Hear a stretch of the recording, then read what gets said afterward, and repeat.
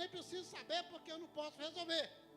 Mas pode estar certo uma coisa, que o que está acontecendo na sua vida são meios que vai te levar a uma finalidade, que vai te levar a um lugar, que vai te levar a uma condição, que vai te levar a algo que Deus preparou para você.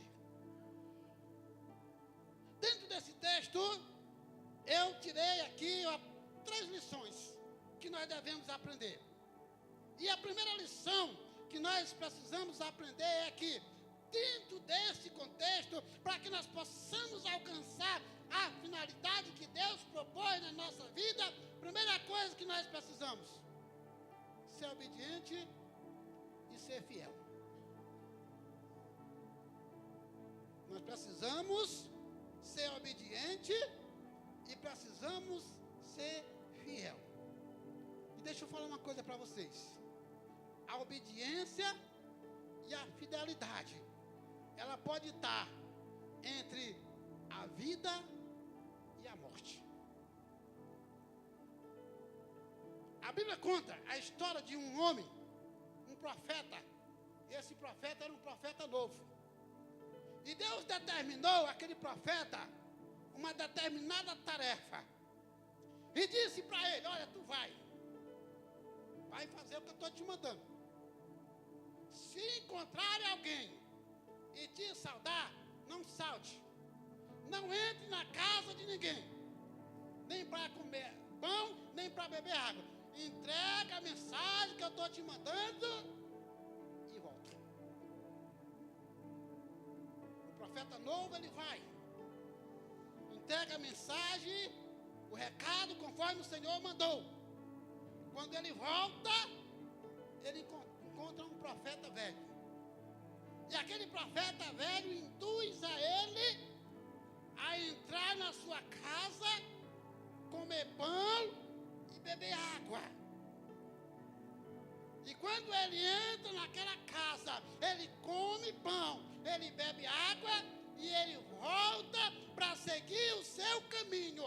E quando ele volta para seguir o seu caminho, que ele encontra um leão está à espera dele. E por quê, irmãos? E por que o leão está à espera daquele profeta? Porque ele desobedeceu e porque ele não foi fiel. Por isso que eu digo aos irmãos esta noite: a minha obediência, a minha fidelidade, a sua obediência e a sua fidelidade pode estar entre a vida e a morte. Todos conhecem a história desse homem chamado Elias. Israel está passando por uma situação que Deus não aguenta mais. Israel está sendo comandado por um rei chamado Acabe, que de rei só tinha o nome. Mas quem mandava era a sua mulher, aquela mulher chamada Jezabel. E Deus já estava até aqui com aquele povo. O cálice da ira do Senhor chegou ao ponto de transbordar. E aqui eu quero abrir um parênteses para dizer uma coisa para a igreja. Deus, ele tem um cálice.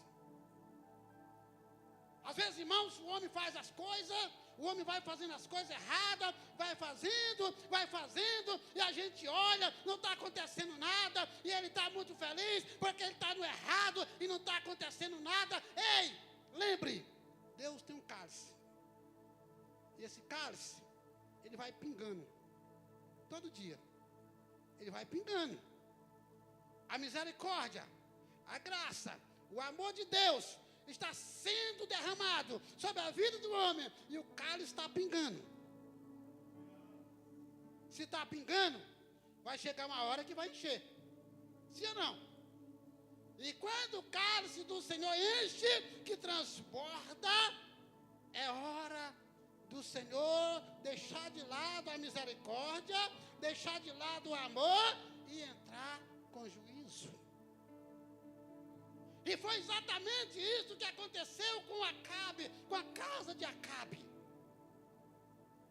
A ira do Senhor chegou a transbordar naquele cálice. E agora Deus chama o profeta e diz: olha, vai e profetiza sobre a casa de Acabe e sobre Israel. Não vai chover. Não vai mais chover. Se não for segundo a minha palavra. Pronto. E dali, orientado por Deus, ele foi para a beira do ribeiro. E lá o Senhor alimentava ele todos os dias. Os corvos levavam carne para ele comer, pão. E ele bebia da água do ribeiro. Primeira coisa que eu preciso aprender. Primeira coisa que você precisa aprender dentro desse contexto.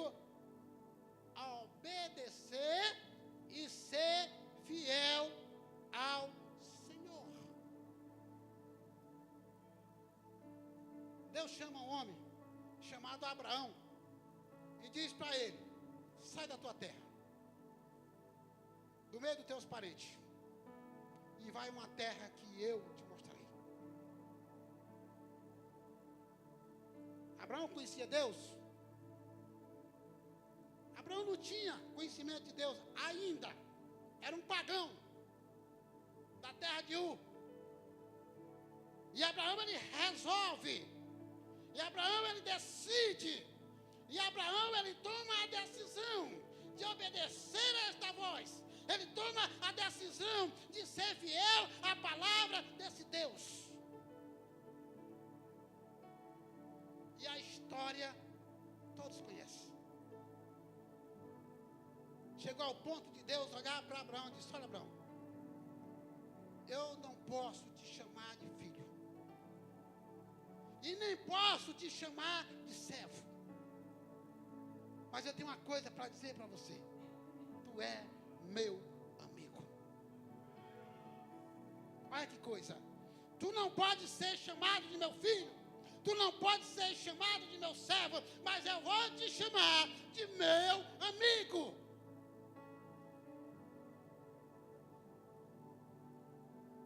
Tudo na vida tem o bônus e tem o ônus. Nós estamos vivendo num tempo de facilidade. Nós estamos vivendo um tempo de evangelho fácil. Nós estamos vivendo um tempo da facilidade. Meu colega seminarista falou aqui. O pastor veio aqui e falou aqui. Se encher do Espírito Santo. Como é que se enche do Espírito Santo?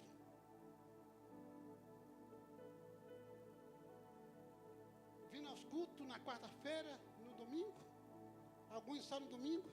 Como é que se enche do Espírito Santo? Esse homem aqui, naquela época, não havia o Espírito Santo sobre o homem. O Espírito Santo ainda não havia descido sobre o homem. Naquela época, os homens de Deus tinham poder.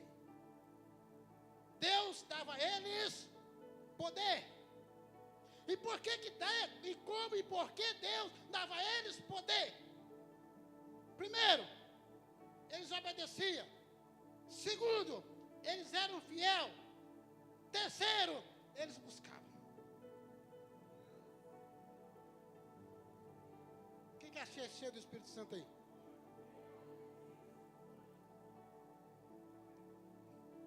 Jesus chegou na festa, no último dia da festa dos tabernáculos, e Jesus se levanta e grita: quem tem sede, venha a mim e beba. E quem crê, como diz as Escrituras, rio de água viva correrão do seu ventre. Entenda. Quem tem sede, venha e beba. Os irmãos conseguem entender? Quem tem sede, vai atrás de água? Se você não tiver com sede, você vai atrás de água? Não vai. Só vai atrás de água quem está com sede. E estes homens de Deus aqui, eles buscavam, eles eram fiéis, eles obedeciam a palavra do Senhor. E Deus disse para Abraão uma coisa muito interessante, olha aqui. Farei de ti um grande povo. Aqui, ó. Farei de ti, primeiro, um grande povo. Segundo, sou contigo. Te abençoarei. E terceiro, será famoso. Olha, três coisas perigosas. Farei de ti um grande povo. Isso conota poder. Te abençoarei. Quer dizer, eu sou contigo. E terceiro, tu serás famoso. Reconhecimento. Pensa em três trocinhos perigosos na vida do homem. Poder, Deus é contigo e tu serás reconhecido. O Espírito de Deus me traz à memória nesse momento aquele episódio, mas não sai, do Gideão. Deus diz para Gideão: Gideão, olha, seguinte, meu povo de Israel está sendo escravizado aí por esses amalequitas aí. Eu quero acabar com isso. Fala o seguinte: reúne Israel, todas as pessoas que tu puder, todos. Reúne os homens aí, que eu vou te mandar para uma batalha para vencer os amalequitas. Aí Gideão reúne 32 mil homens. Ah, menino. E aí, pastor? Gideão ficou todo, ó. 32 mil homens. Deus é comigo? Ah, não tem para ninguém. Eu não abro para ninguém. Se Deus está comigo, eu estou com 32 mil homens. Deus diz assim: olha, Gideão, vai na beira do rio, leva esses homens tudinho. Antes da beira do rio, chega no monte, tu grita lá. No monte. Os covardes medrosos que voltam para trás. Voltou 22 mil, só ficou 10 mil. Aí Gideão já. Agora leva os 10 mil lá na beira do rio.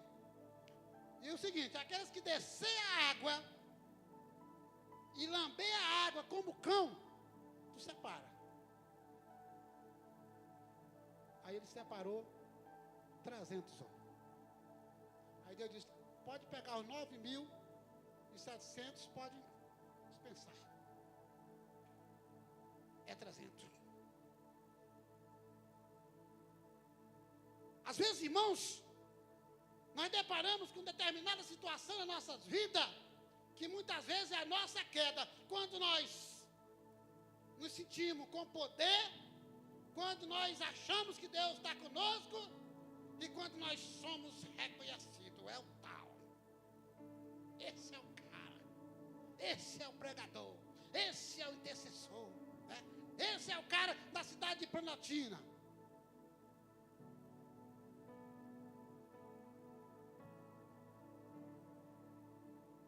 É um perigo, irmãos. Nós precisamos entender. Elias, ele tinha esse coração voltado para obedecer ao Senhor. Eu estou decidido a obedecer a palavra do Senhor. Não importa o que vai acontecer, eu vou obedecer a palavra do Senhor. Se o profeta novo tivesse obedecido e tivesse sido fiel, ele não teria morrido. Às vezes, nós precisamos entender. Porque Deus faz coisas, irmãos, as coisas que Deus faz é simples. Deus, ele faz coisas que o homem não consegue entender, sabe por quê? Porque Deus, ele parte da simplicidade. Deus, ele parte daquilo que você olha. Não tem a menor condição de se fazer. Um caso interessante que aconteceu lá no Antigo Testamento. Israel sendo escravizado e Deus, como sempre, Israel viveu uma vida assim. Um tempo era escravizado, aí Deus se lembrava deles, enviava alguém para livrar eles. Eles viviam assim. E um tempo, Deus levantou uma mulher. Ela era profetisa e também era juíza. Uma mulher chamada Débora. Olha só, irmãos.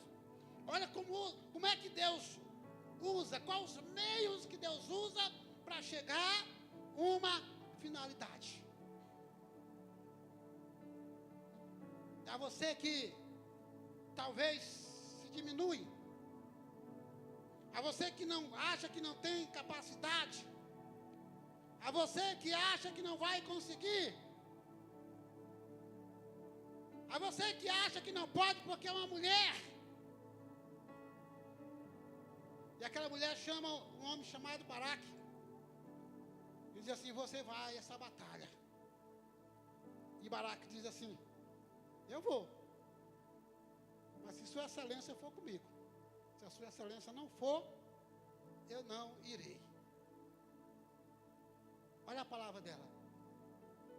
Eu vou contigo. Mas a glória não será tua. Ela era profetisa. Ela disse: porque o Senhor entregará Sisara nas mãos de uma mulher.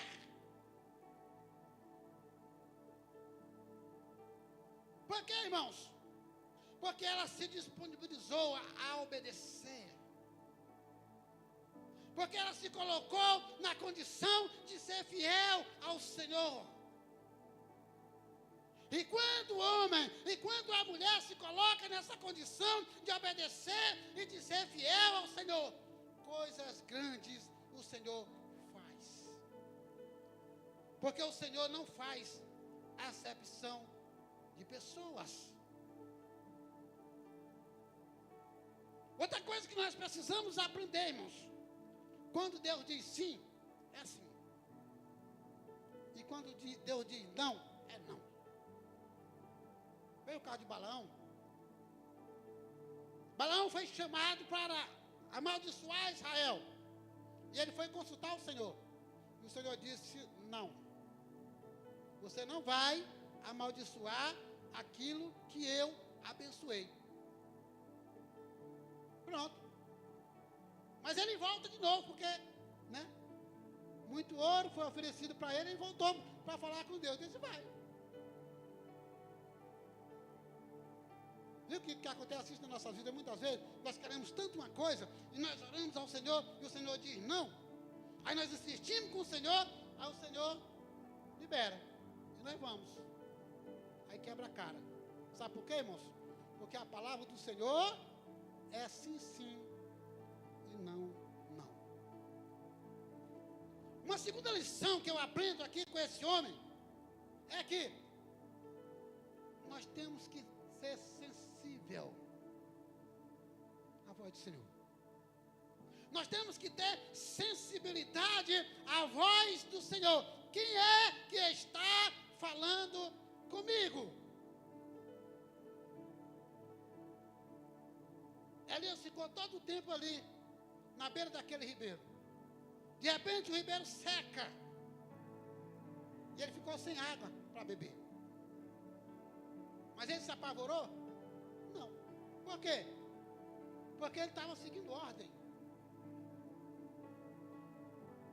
Ele sabia que aquele que deu a ordem para ele ficar ali, era ali que ele tinha que ficar. E de repente, ele ouve uma voz: Elias, sai daí e vai à cidade de Sarepta. Porque lá eu ordenei uma viúva, que ela vai resolver a tua situação. Às vezes, irmãos, acontece nas nossas vidas que aquilo que parece impossível. Aí você diz assim, não. E Deus diz sim. Qual era a possibilidade que aquela viúva tinha de sustentar ele? Qual? Porque ela mesmo disse para ele, quando ele chegou lá, disse, olha, eu tenho só um pouquinho de azeite e um pouquinho de farinha. Eu vou fazer um bolo aqui, um para o meu filho e um para mim, e depois eu vou esperar a morte. Qual era?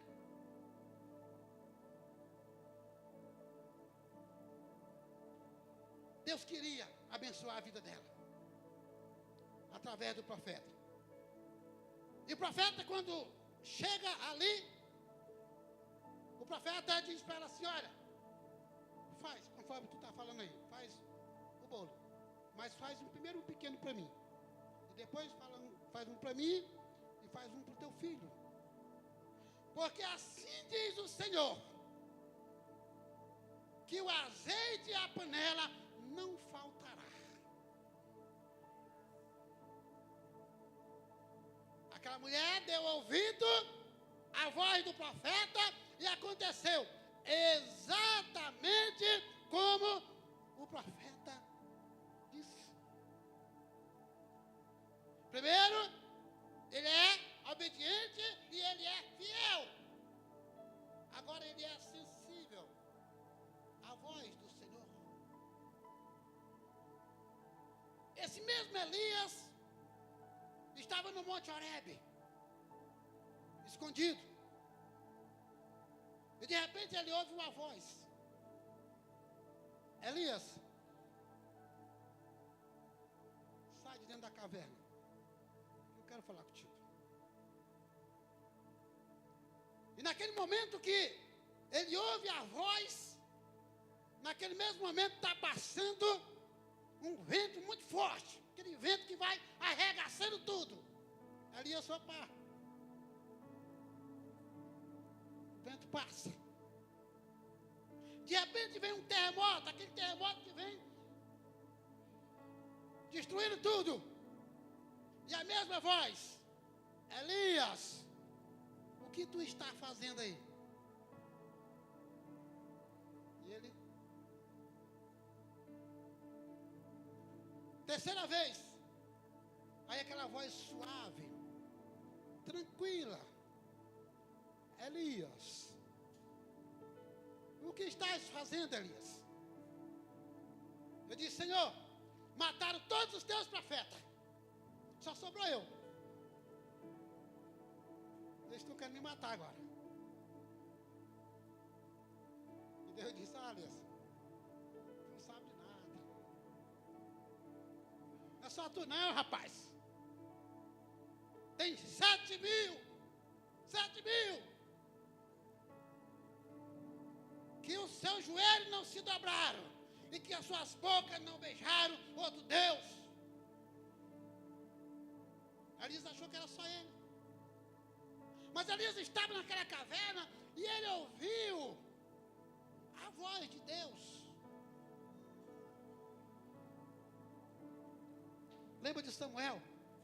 Samuel era um jovem ainda. E um dia ele está deitado na sua cama. E ele ouve uma voz que diz, Samuel, Samuel. Ele rapidinho levanta, ele corre, vai lá no quarto de ali. Eis-me aqui, Senhor. E ali ele disse, não, filho. Chamei não. Volta para tua cama, vai dormir. E Samuel volta e de repente ele ouve a mesma voz. Samuel, Samuel. Ele torna a levantar, ele vai lá, eis-me aqui, Senhor. E ele disse, não, filho. Chamei não. Samuel entendeu. Olha só, capacidade, a sensibilidade de ouvir a voz de Deus. E Samuel disse, olha, quando essa voz te chamar, tu responde, eis-me aqui, fala que o teu servo ouve. E ali aquela voz novamente chamou e disse: Samuel, Samuel. Ele disse: eis-me aqui, Senhor. Fala que o teu servo ouve. Foi a primeira vez que Samuel teve o ouvido apurado para ouvir a voz do Senhor. E a partir daí, a história conta. Quem foi Samuel, todos sabem disso. Paulo está numa viagem missionária. E Paulo está querendo ir para um outro lugar. E de repente ele ouve uma voz que diz: ei, Paulo, passa para cá, do lado da Macedônia, porque nós estamos precisando aqui. E Paulo, ele ouve aquela voz, e Paulo tem o ouvido sensível a ouvir a voz do Senhor. Eu quero fazer uma pergunta nessa noite, você não precisa responder não. Responda só para você mesmo. Que tipo de voz que os seus ouvidos têm sido sensível a ouvir nos últimos dias? A voz do Espírito Santo ou a voz de Mamão?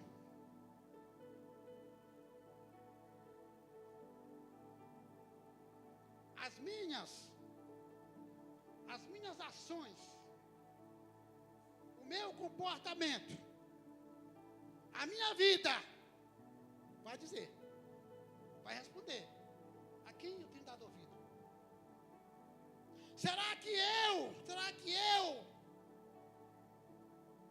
tenho priorizado estar na casa de Deus ou estar lá fora? Será que eu estou muito cansado domingo de manhã para vir à escola bíblica dominical? Será que eu estou chegando do trabalho muito tarde na quarta-feira, cansado para vir para o culto de sementes?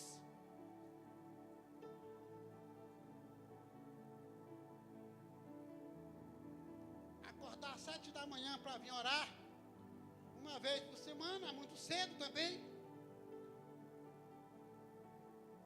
Estou cansado. Trabalhei a semana inteira.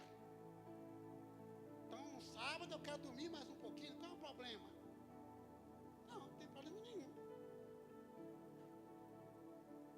Agora, como é que eu vou ser cheio do Espírito Santo se eu não vou buscar?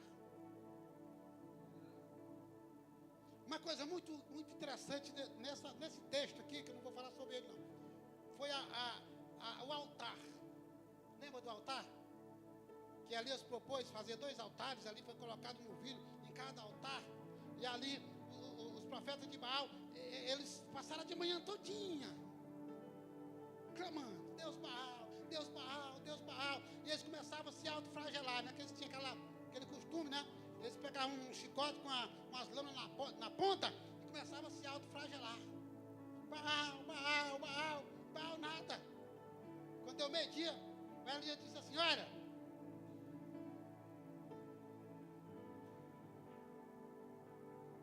acho que vocês não estão clamando direito. Ou então ele fez uma viagem aí, o Baal de vocês aí, ele está dormindo, alguma coisa está acontecendo. Eles continuaram. Chegou o momento que Elias disse: agora chegou a minha vez. E Elias, quando ele vai clamar o seu Deus, olha só que coisa extraordinária, irmãos. Esse texto, ele mexe muito comigo.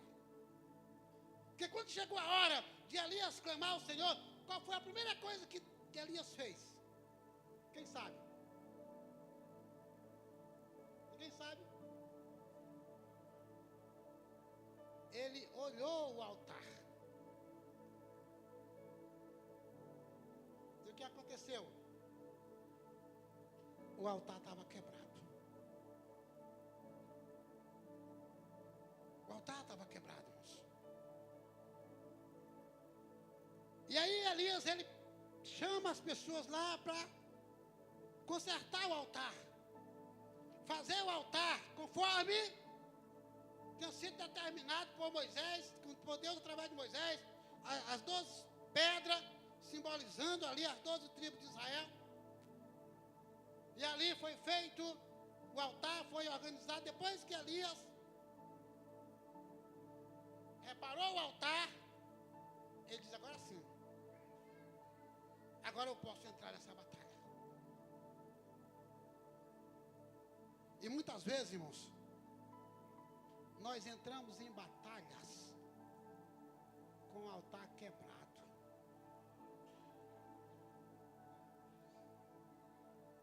Qual a chance de nós ganhar?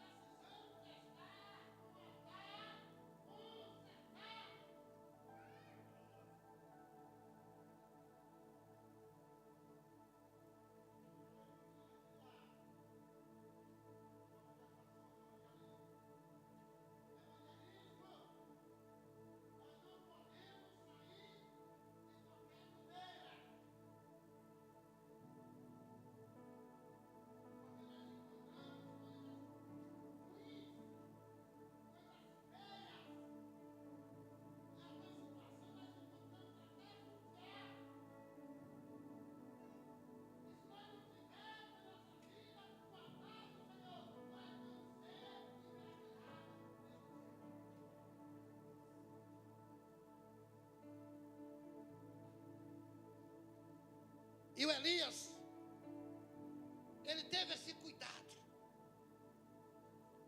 de consertar o altar do Senhor. Porque ele tinha sensibilidade, ele tinha comunhão, ele tinha intimidade com Deus. Porque ele obedecia, porque ele era fiel e porque ele tinha sensibilidade em ouvir ao Senhor. Para encerrar a terceira lição que eu aprendo com esse homem, tem que ter coragem. Tem que ser obediente, tem que ser fiel, tem que ter sensibilidade para ouvir Deus. Aí tem que ter coragem. Porque quando Deus leva ele, aquela viúva, logo depois Deus diz: agora te apresenta para Acabe. E Elias sabia o que estava esperando ele lá. 450 profetas de Baal. 400 profetas que se assentavam na mesa da rainha Jezabel. E é o que estava à espera dele lá. E todos que estavam lá estavam lambendo um beijo para matar ele. Mas ele teve coragem. E por que ele tinha coragem? Com coragem não tememos. 2 Timóteo 1, 7 e 9. Pois Deus não nos deu um espírito de covardia, mas de poder, de amor e de domínio próprio.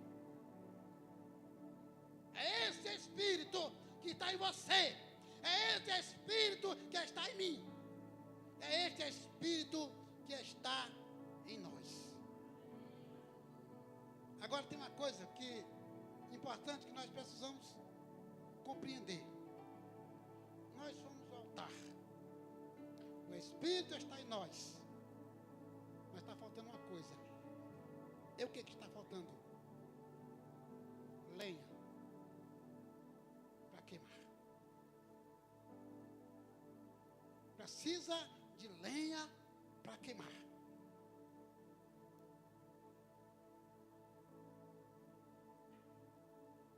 O Lucas falou uma coisa interessante aqui, que ele disse que enquanto ele estava estudando, preparando alguma coisa para falar, o Espírito de Deus impulsionou ele e disse: não é você. Está aprendendo, garoto. Não é você. É eu.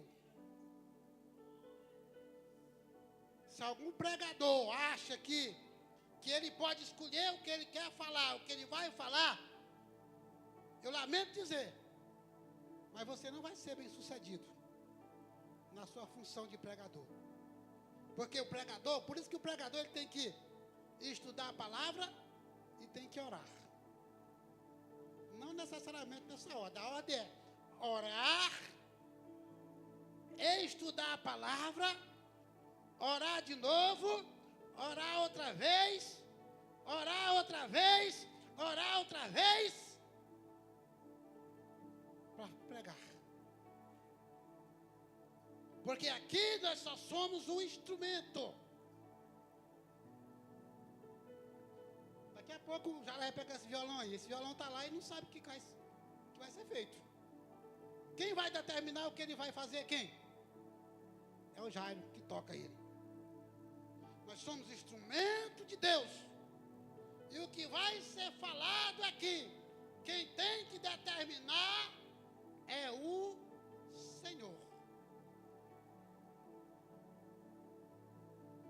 Nós não precisamos, nós não dependemos de homem, nós não dependemos de ninguém, nós dependemos de Deus. E quando Deus diz, vai, lembra de Jeremias? Ah, Senhor, eu sou ainda uma criança, não sei falar. O Senhor disse para ele descer besta, rapaz. No ventre da tua mãe, eu te vi, eu te escolhi, eu te ungi. E onde eu mandar tu ir, tu vai. E o que eu mandar tu falar, tu vai falar.